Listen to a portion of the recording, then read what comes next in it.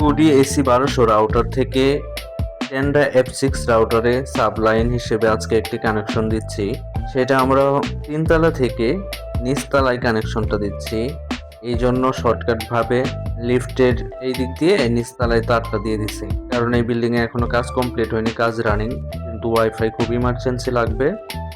প্রথমে তিনতলায় মেইন কানেকশনটা নিয়েছি, এখন মেইন কানেকশন থেকে সেকেন্ডারি একটা কানেকশন দিচ্ছি নিচতলায়। তো প্রথমে আমরা কানেক্টর করে রাউটারের ল্যান পোর্টে লাগিয়ে নিলাম। ল্যান পোর্টে লাগানোর পরে এখন সরাসরি আমরা যাব নিচতলায়। নিচতলায় যেয়ে আরেকটি কানেক্টর করব। কানেক্টর করে সাব রাউটার হিসেবে যে টেন্ডা F6 রাউটার ইউজ করবে সেটাতে লাগিয়ে দিব, দিয়ে কনফিগারেশন করব। তো আমরা নিচতলায় এসে আবারও সেম ভাবে কানেক্টর করে নিচ্ছি। নিচতলাতেও কানেক্টর করা শেষ করে আমরা কেবল টেস্টার দিয়ে চেক করব আমাদের কানেক্টর করা সঠিক হয়েছে কিনা।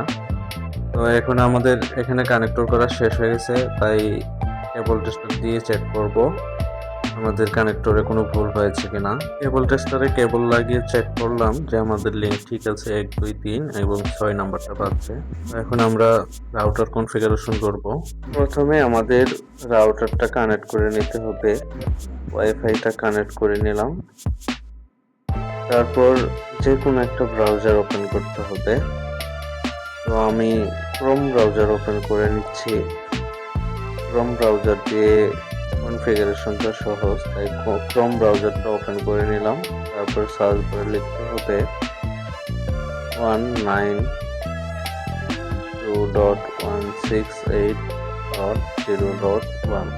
এই আইপিটা অলমোস্ট সব রাউটারেই থাকে, তো আমি আইপিটা লিখে সার্চ বারে এন্টার করে নিলাম। এন্টার করার পর টেন্ডা লগইন পেজ চলে আসবে। এখানে ইপিওই, ডিএইচসিপি এবং স্ট্রাইক আইপি এগুলা থাকবে।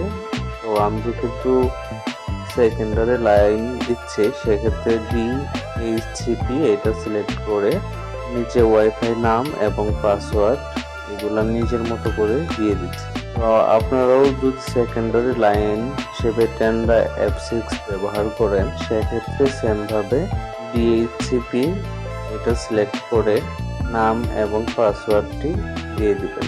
এখন আমি নাম এবং পাসওয়ার্ডটি দিয়ে নিচ্ছি। নাম এবং পাসওয়ার্ড দেওয়া হয়ে গেলে ওকে করতে হবে।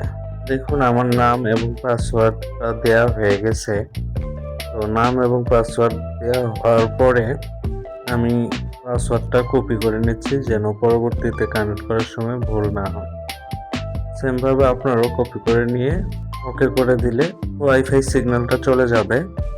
দেখুন আমার ওয়াইফাই সিগন্যালটা চলে গেছে। তো আমি আবার নতুন করে যে নাম এবং পাসওয়ার্ড দিয়ে কনফিগারেশন করেছি সেটা শো করবে এবং অটোমেটিকলি কানেক্ট হয়ে যাবে। যদি অটোমেটিক কানেক্ট না হয়, সেক্ষেত্রে আপনি নতুন পাসওয়ার্ডটা দিয়ে কানেক্ট করবেন।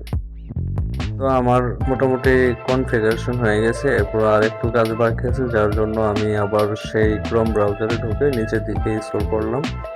এখন এখানে হচ্ছে লগ ইন পাসওয়ার্ডটা সেট করতে হবে। তো আমি আমার মতো করে একটা লগ ইন পাসওয়ার্ড দিয়ে নিচ্ছি। আপনিও আপনার মন মতো একটা লগ ইন পাসওয়ার্ড দিয়ে নেবেন। এই পাসওয়ার্ডটা যখন আপনি পরবর্তীতে আপনার রাউটারে লগ ইন করবেন সেই মুহূর্তে লাগবে। আমি একটি লগ ইন পাসওয়ার্ড দিয়ে সেভ দিয়ে দিলাম। এখন আবার আমি নতুন করে রাউটারে লগ ইন করে ইন্টারফেস চেক করব, যার জন্য আমি অ্যাডমিন পাসওয়ার্ডটা দিয়ে দিচ্ছি। লগ ইন পাসওয়ার্ড দেওয়ার পরে দেখুন এমন একটা ইন্টারফেস শো করবে। এখানে আপনি দেখতে পারবেন ওইটা ডিভাইস কানেক্টেড আছে, কত এমবিপিএস ডাউনলোড স্পিড, কত এমবিপিএস আপলোড স্পিড, এগুলা ডিটেলস দেখতে পারবেন। টেন্ডা রাউটারে আসলে ইন্টারফেসটা অনেক ইজি।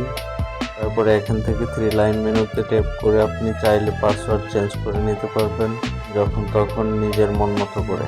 যে কোনো মডেলের রাউটার কনফিগারেশন এবং ওয়াইফাই সম্পর্কিত টিপস পেতে চ্যানেলটি সাবস্ক্রাইব করে রাখবেন, যাতে আপনার ওয়াইফাই রাউটার রিসেট হয়ে গেলে নিজেই কনফিগারেশন করতে পারেন ওয়াইফাই টেকনিশিয়ান ছাড়াই।